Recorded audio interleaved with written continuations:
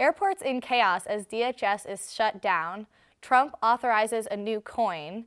Melania chats with a robot. All this and more on Maizewire. I'm Penelope McGovern.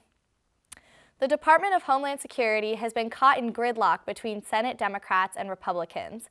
The DHS has shut down as Democrats fight for stricter standards on ICE officials and Republicans fight for funding to continue deportations. Airports are experiencing the longest wait times in history, according to the acting head of TSA. 480 officers have left TSA since the shutdown started, and nearly 50 air travel companies representing flight attendants and air traffic controllers have implored the Senate to continue funding TSA operations. Emergency funds for disaster relief and recovery are low at $3.6 billion. Air travel coalitions are urging Congress to ensure that in future partial government shutdowns, air safety is prioritized and airports will be able to continue functioning. For America's 250th birthday, the U.S. Commission of Fine Arts approved a gold coin with President Trump's face on it. The design was unanimously accepted. According to federal law, no alive president of the United States can appear on the country's currency. On the front of the coin is an illustration of the President Trump leaning on his fists with a frown on his face and wearing a suit and tie. Authorities have stated that the coin will be produced in limited quantity. The denomination and size of the coin have also not yet been released.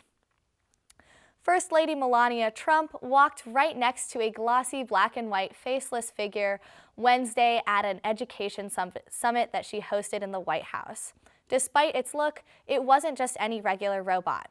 It was a humanoid AI robot known as the Figure 03. The robot can be seen mechanically moving alongside the First Lady and saying hello to the audience in multiple languages. The robot was created by Figure, an AI robotics company racing to create lifelike robots. The 5'8", roughly 135-pound robot is meant to be utilized for completing household chores. In its promotional videos, it can be seen carrying out tasks such as loading dishes, doing laundry, and folding clothes. President Trump has made numerous statements in regards to the Iran war, many of them being contradictory, such as declaring victory over Iran but failing to reach a ceasefire agreement. Another example is that Trump is ensuring there will be no boots on the ground. However, there have been reports of the U.S. deploying thousands of Marines to the Middle East. These statements are causing confusion amongst American citizens, and speculation has arisen that President Trump may be stalling in order to orchestrate an attack at a later date. There is no confirmation for this statement, but its popularity is rising among the public. Recently, the Divestment for Humanity Act made its second round through the Central Student Government for voting after originally being vetoed by the CSG president. Sarah Yousif takes us through the act and the process it's gone through.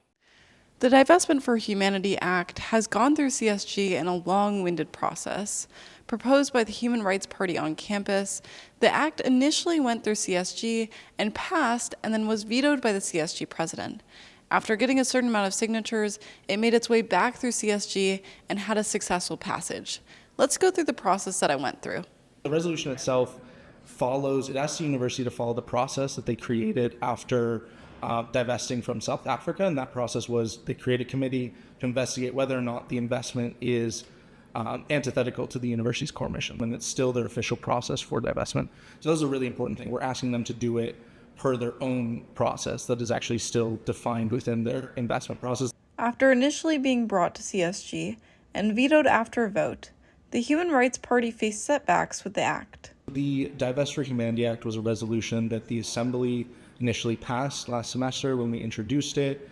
Unfortunately, the student body president decided to veto it, and after the fall election, the Assembly was unable to get the 2/3 majority needed to overturn that veto.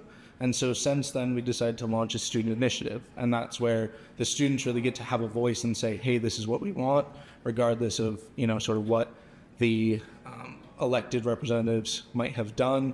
What it is once we get to 2% of the students to sign on to this divestment resolution, then it goes back to the Assembly. If they pass it, then it's not subject to presidential veto. Many students expressed concerns of issues such as anti-Semitism and polarization over the act. But HRP hopes that this act will send a different message. I think that if the university makes that statement, if they finally divest, then I think other universities will follow. And I think that it could result in some actual pressure on the international community to uphold human rights. And you know, a lot of people have asked me, what does Gaza have to do with me? What does it have to do with the University of Michigan? And to be honest with you, it doesn't. What it has something to do with is that we're all human. That's why this is important. And that's why I really hope this process results in actual divestment.